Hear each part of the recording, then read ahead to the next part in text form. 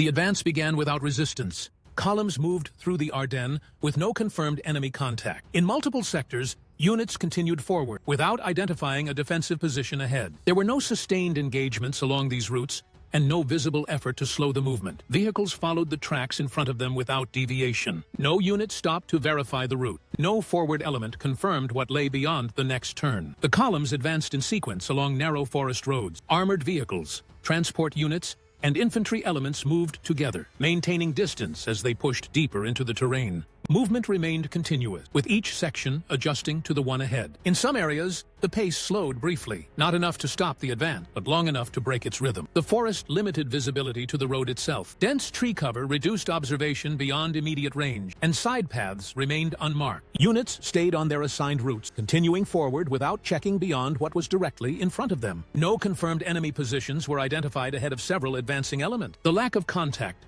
was not addressed. The advance continued under the same conditions. Columns moved deeper into the Ardennes, maintaining direction, without confirmation of what was ahead, and without stopping to find out.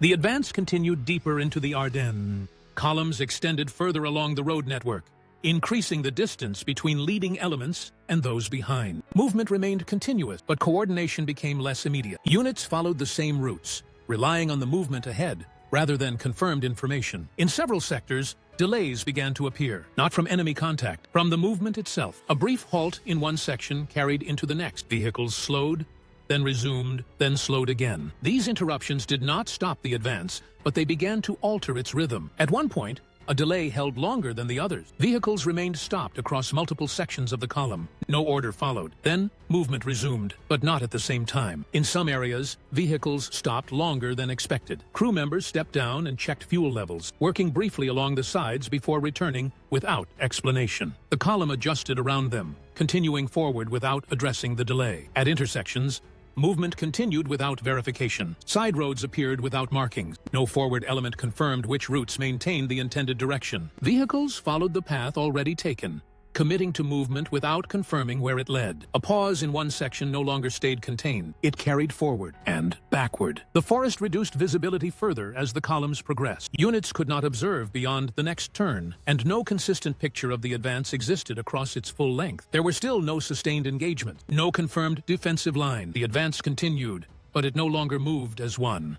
The advance stopped, not gradually, and not as part of a controlled halt. Sections of the column came to a standstill along narrow forest roads, with no immediate explanation reaching all units at the same time. Engines continued running in some areas, while others were shut down. The halt did not occur uniformly. Forward visibility remained limited. Bends in the road and dense tree cover prevented most units from identifying the cause of the halt ahead. In one section, a vehicle had stopped at an angle across the road. It did not move. No signal followed. The column behind adjusted to it, without confirming what had happened. Spacing collapsed. Vehicles closed distance unevenly, compressing the column beyond its intended formation. Units reacted independently, each responding to the lack of movement ahead without coordination across the line. Personnel began to dismount, not simultaneously, and not under a coordinated instruction. Individuals moved forward along the roadside, attempting to identify the cause of the stop, while others remained near their vehicles, waiting. Some isolated movement occurred. A vehicle might adjust position slightly. Another might attempt to move forward. But these actions did not carry beyond their immediate position. They stopped where they began. Orders, when received, did not reach all sections at the same time. In some areas, engines were shut down. In others, they remained running. Units no longer reacted together. Time passed without a clear reference. Fuel continued to be consumed in vehicles that remained active. No coordinated instruction resolved the halt across the full length of the column. The advance had not ended, but across the column, movement no longer carried forward.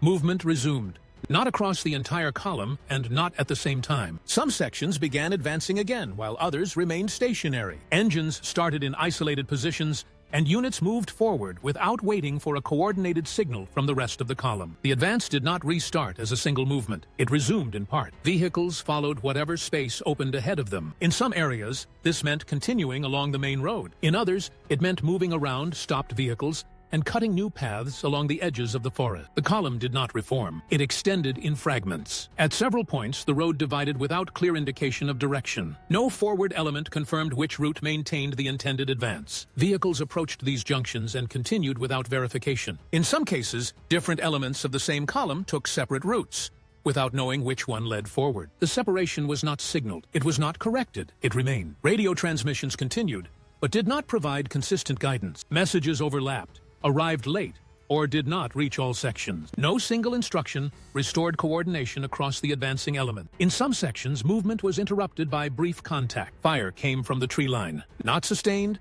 not clearly located, but enough to stop individual units. In one sector, two groups advanced on parallel road. They did not maintain contact. They did not reconnect. Spacing increased. Gaps formed between elements that had once been connected. Some units advanced beyond others without awareness of their position relative to the rest of the column. Others remained behind, without clear direction. The road still extended forward, but it no longer carried a single advance, only separate movements with no connection between them. Movement continued in some sections, but it no longer extended across the column.